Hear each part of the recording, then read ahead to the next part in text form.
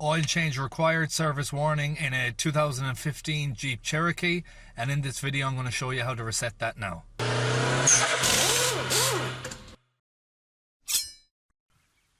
Okay, so the first thing you do is switch the ignition off, then come over to this side, push the button in, keep your foot off the accelerator and brake so you don't start it, and you just want to get the ignition on.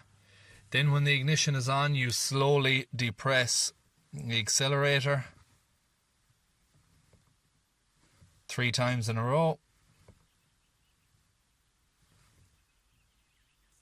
and your service should be reset now, but we'll just check that.